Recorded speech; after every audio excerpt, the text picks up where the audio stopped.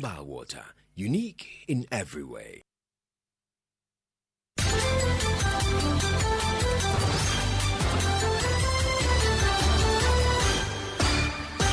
Nine days to the Republic Bank Love FM Habitat Fair at the Kumasi City Mall.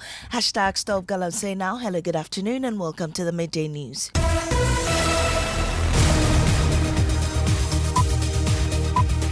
The news is live on Joy 99.7 FM, hits 103.9 FM in Accra. We're also live on Love 99.5 in Kumasi, myjoyonline.com, and affiliates in all 16 regions of Ghana, including Volta Premier Ho in Kiligi FM Boli, ATL FM Cape Coast, and Radio Max Takrade. We're also live on X Spaces, Facebook, and YouTube. The Midday News is supported by Petrosol Platinum Energy, energizing dreams. Coming up, another big day in Parliament as the House begins debate on the 2026 budget statement and economic policy of the government. We hear from Deputy Minority Leader Patricia PJ, who wants government to fulfill the 400 million cedi allocation to the Women's Bank without fail. Also coming up, where does the 4.2 billion cedis free senior high school budget sit? Big question, as Joy News research shows no trace of the program's budgetary allocation under the Education Ministry package for 2026. We have details plus analysis as we put our fact-check lens on the initiative that has benefited over 3 million students since its inception. Meanwhile, St. Ghana is welcoming government's increased spending on the social sector in the 2026 budget, but warns implementation gaps could weaken the impact of the investments. Also this afternoon, President Mahama urges Bank of Ghana to ramp up public education in 3 key areas to, among others, improve how the city is handled. Poor handling practices increase printing costs, shorten the life of the currency and undermine currency integrity. More on his renewed pledge to protect the central bank's independence and the surprising reasons many Ghanaians now prefer the cedi to other currencies. They will calculate £120 into cedis and say, what? When they see how many cedis they will get for this shoe, they'll be made to We have details of that coming up shortly in sports. Black Stars are still searching for the opener after a goalless first half against Japan. And controversial video of Daddy Lumba admitted in court as lawyers cross-examine Akosua Sewa Fosia. However, when cross-examination resumed, Akosua Sewa Fosu's legal attorney insisted the video had been altered since accounts of the plaintiff and that of the late musician's family did not indicate the presence of Teresa Bebrese for such rights. Also coming up, ditch the chamber pots for your children and get them age-appropriate toilets as Latu's Home offers affordable and convenient washroom accessories at the Republic Bank Love FM Habitat Fair in Kumasi, just 9 days away. You have a baby WC for the babies. Wow. Even in schools, so those kindergarten children, they have to come and buy this for them. These and more with me, Maame, Nyamekye, Thompson. This is Joy News, independent, fearless, and credible.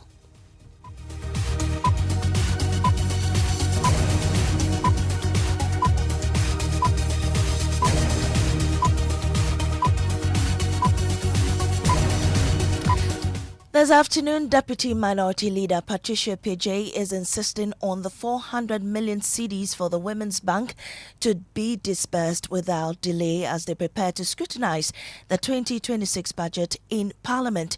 She stressed that any shortfall will not only undermine the financial empowerment of women, but also signal a lack of commitment to gender-focused economic development. Knowledge has been impacted. The principles and policies behind budget has been well expressed that we believe that people will do a critical analysis of the budget statement and what it means for the ordinary Ghanaian, what it translates into, whether it translates to their well-being. So these are the expectations that we believe will turn out on the floor of Parliament when people start debating on the issues. What excites me, I'm looking at how much with the implementation of the affirmative action bill. Okay. and looking at how the budget is going to impact on the lives of the women, the vulnerable group, and other children in general. Because when women, children, and the vulnerable groups are well catered for, I think Ghana will excel. Well, let's head now to Parliament and speak to correspondent James Aveji, who is there now. James, proceedings should have started at 10 a.m. What's the hold-up? Well, Maame, just as it has been the norm, it's been 2 hours now since that announcement. The scheduled start of proceedings today. We're told as far back as Friday that today's proceeding will start at 10 a.m. At about 10:30, the bell rang throughout the corridors of Parliament calling on MPs. But 2 hours in, I can tell you that a number of the MPs are now coming in. I see the minority side, the leadership, except the leader himself, the deputy leader, Patricia PJ, the whip, Anodom Prayer, as well as Jerry Tribe are all here. The majority side, I haven't seen any of the leadership of the majority side yet. But a while ago, I saw the Finance Minister, Dr. Kasiala Thompson, also walk in to the chamber. And so we are waiting for the Speaker to walk in and gavel the House into order. So we begin the long day and week of the 2026 budget debate. What we are expecting to happen is some ministers are expected to take a few questions. What we do not know is whether those ones will be reached to allow for the debate to kick in from the start.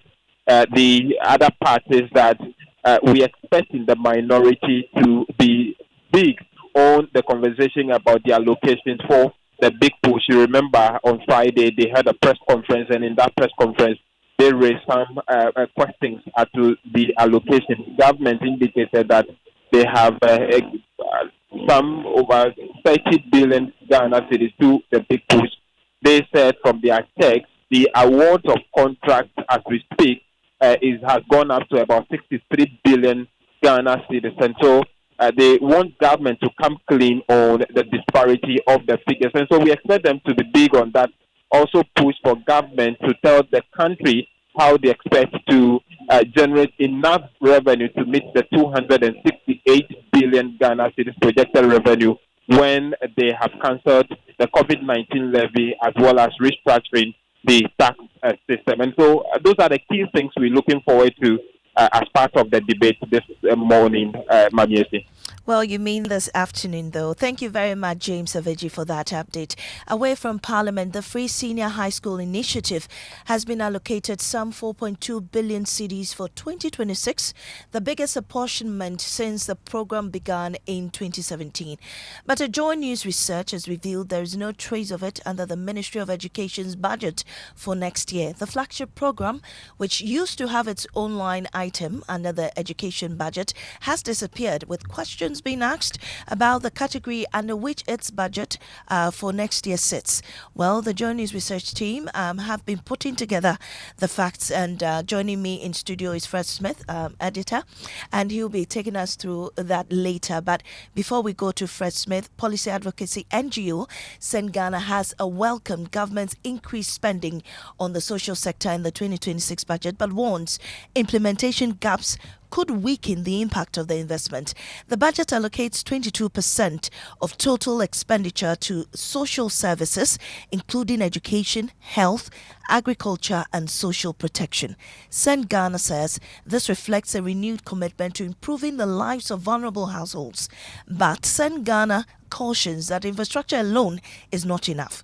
It says communities continue to struggle with staffing shortages, inconsistent funding for essential services, and inequities in access, especially in rural areas. And Fred joins me with more on this. Fred, Send Ghana welcomes the budget focus on social services, but what exactly are they highlighting as the key gains, especially the recommendations of theirs that made it into the budget? Well, they are generally encouraged by the 2025 budget because it allocates 22% of total expenditure to social services. That includes education, health, agriculture and social protection, and they see this as a renewed commitment to improving the lives of vulnerable households. They are also pleased that several of their own recommendations were taken on board, and notably incentives for rural teachers, which they've long argued are necessary to address inequities in the education sector. A commitment also to complete the Agenda 111 health facilities, which St. Ghana believes is critical for improving healthcare access, especially in underserved areas. Right. So, Fred, what specific gaps or persistent challenges are they pointing at, especially when they caution that infrastructure alone is not enough?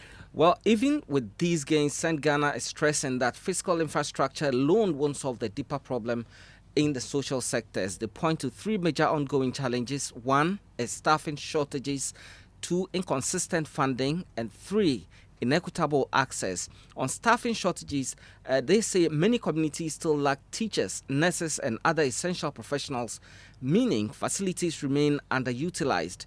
On inconsistent funding, it says that services often suffer because funds delay or fall short, affecting everything from medical supplies to school feeding.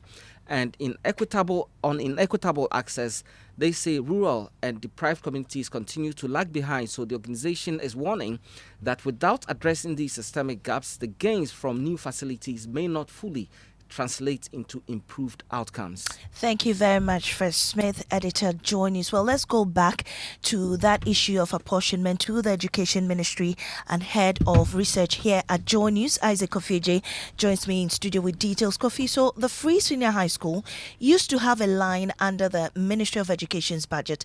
What changed this year?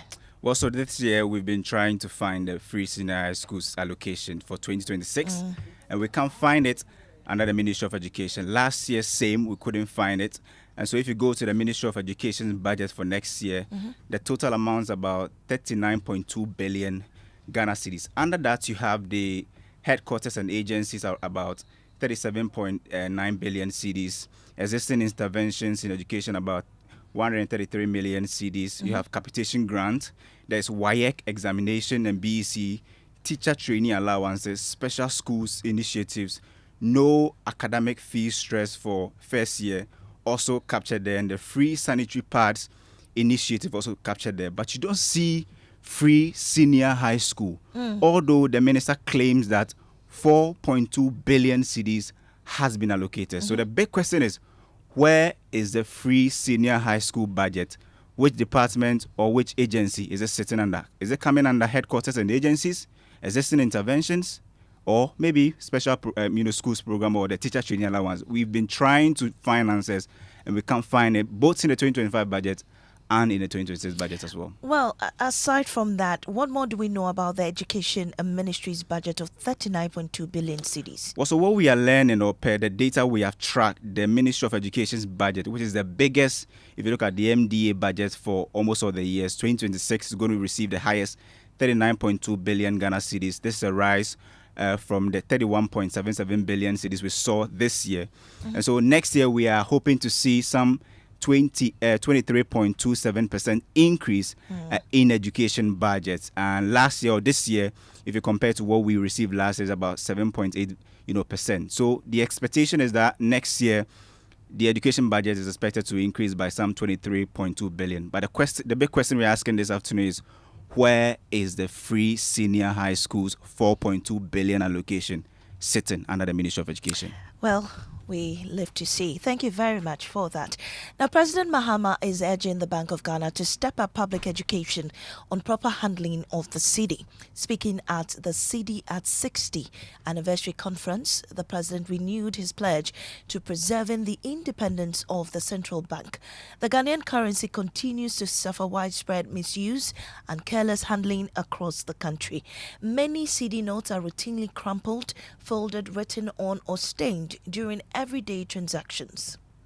And so let me state unequivocally that the government of Ghana is firmly committed to safeguarding the independence of the Bank of Ghana.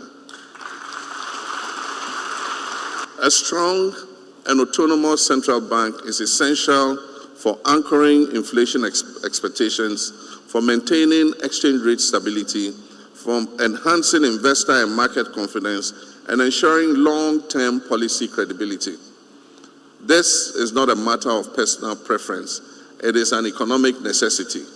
A modern currency regime requires not only strong institutions, but also an informed and responsible public. I therefore urge the Bank of Ghana to strengthen nationwide public education in 3 critical areas.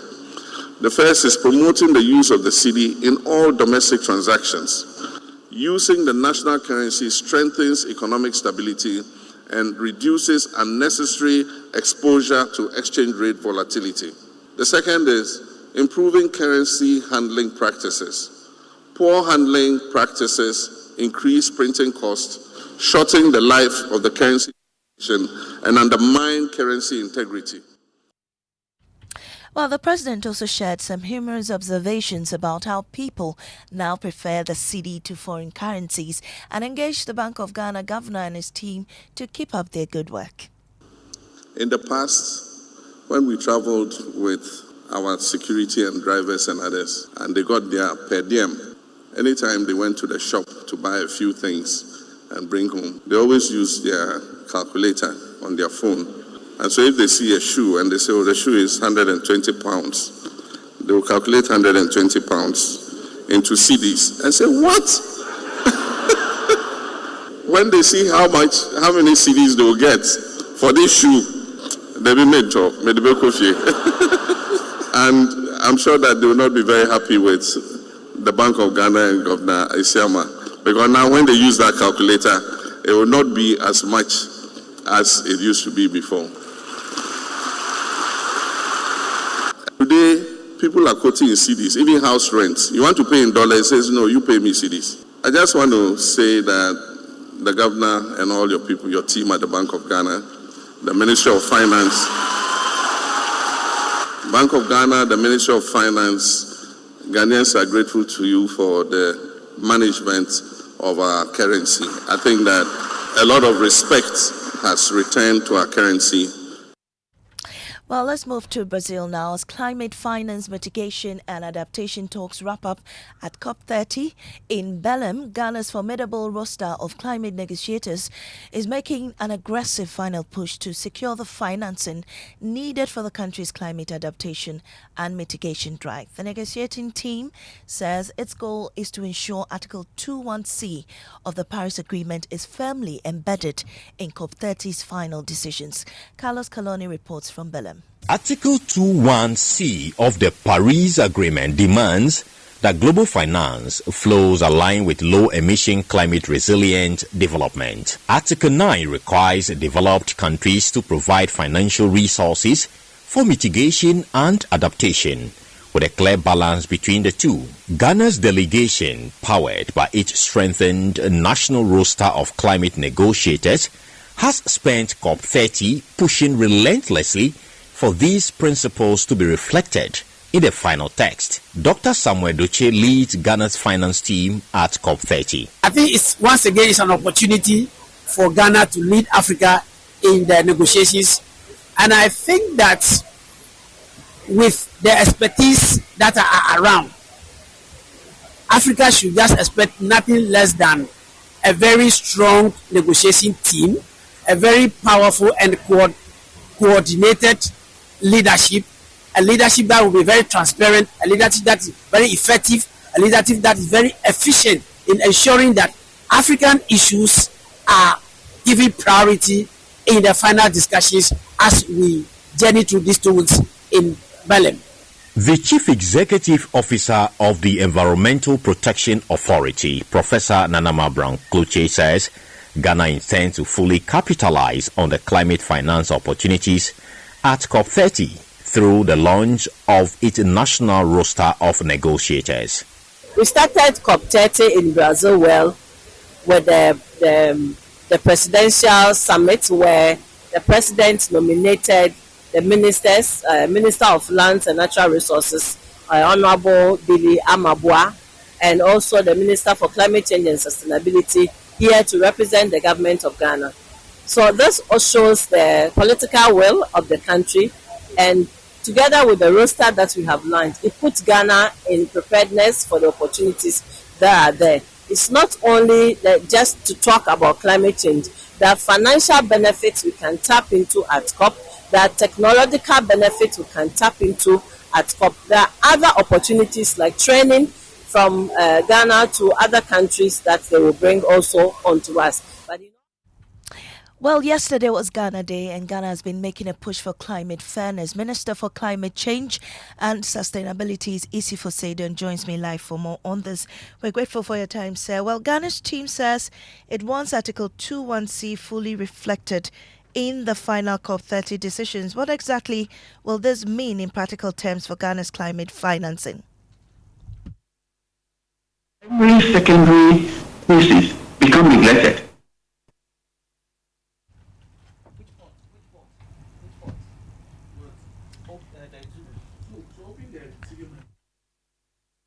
Hello, can you hear me, sir?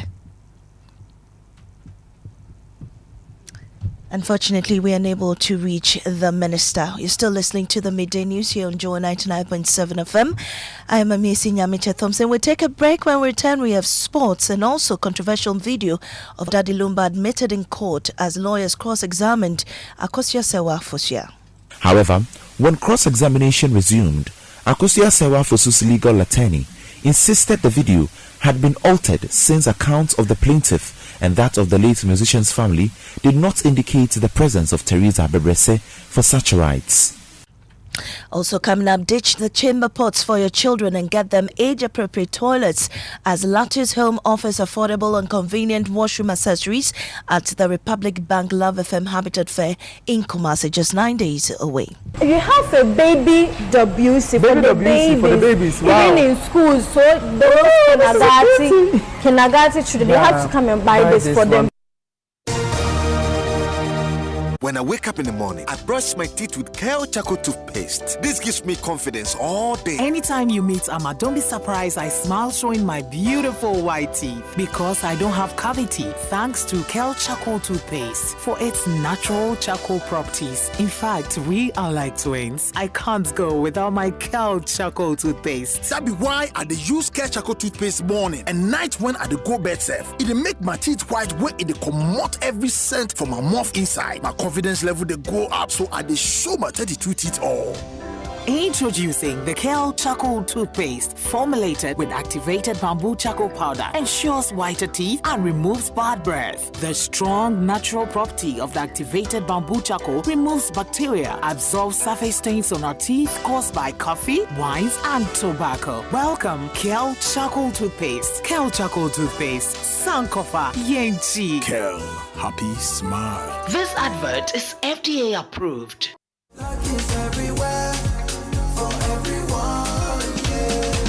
The winning season is back, but this time I am collecting the wins like jollof at a wedding. The luckiest season 3 is here. Your chance to flip your luck or maybe your bank account too. 2 easy ways to join. Dial *712#. Hit 1 to buy for you or 2 to gift a friend. Feeling lucky? Pick 1 for a random number or hit 2 to choose your own. Pay with mobile money. Done. You're in. Or go to the luckiestafrica.com, click community tickets, choose your number or let the system do so for you. You can buy a ticket for your boo or your favorite barber. Pay with Momo or card if you're abroad.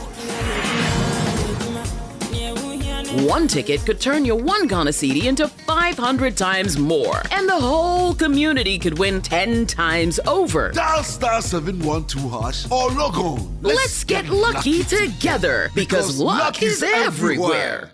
Papa no no, papa no no, papa no no, papa no no, papa no no, Ankasa. Polytank is everywhere, durable and authentic. Stronger brand you can trust. Polytank, we get Sumo, Rambo, and get Sumo Super.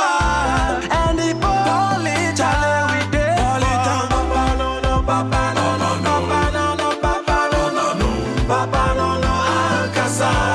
Polytank, the original, always the best.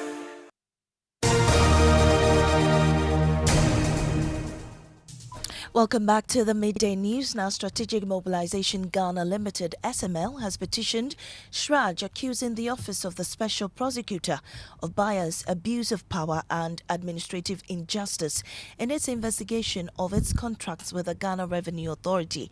The petition claims the OSP mishandled evidence during June 2025 raids on SML offices, suppressed documents validating the company's work, and that lead investigator Albert Akurugu acted with personal animus, threatening SML CEO. SML says these actions caused operational harm, reputational damage, and violated its constitutional rights. Joining me in studio once again is editor Fred Smith. Fred, what exactly is SML accusing the OSP of? Well, I mean, see, SML alleges multiple violations. They say the OSP, through lead investigator Albert Akurugu, acted with personal bias, openly threatened the company's CEO, destroyed servers, dismantled CCTV systems during raids on their Osu and Tema offices, mishandled digital forensic evidence, and suppressed documentation from statutory bodies like the GRA, NPA, Ministry of Finance, and Ghana Standards Authority that validated SML's work.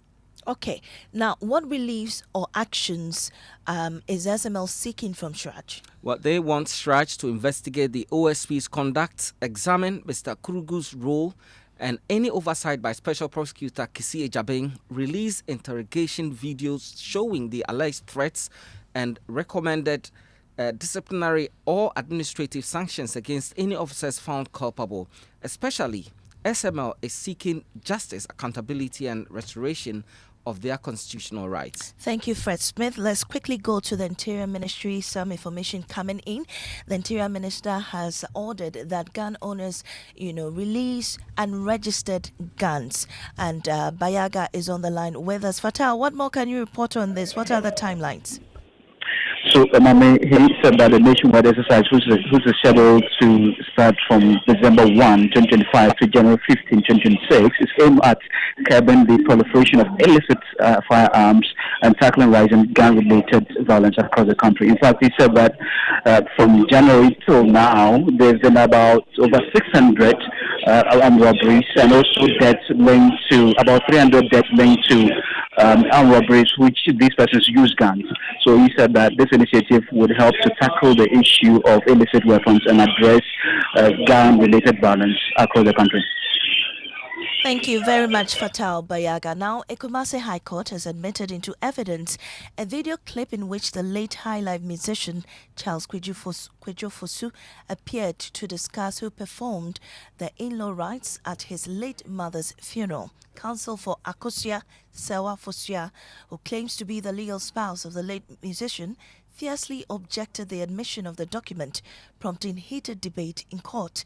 The document, a short video clip of the late musician detailing how his first love, Teresa Bebrese of blessed memory, contributed to his mother's funeral, was being tendered in by lawyers of Obusuapeni Kofi Owusu, the first defendant in the case. This was after the evidence labeled DL5 had been captured by the court during the case management conference. Here's Ohim Interior's report. Akosua Sewa Fosu is in court seeking the court's order to make her the only surviving wife and also sole performer of widowhood rites at the late musician's funeral.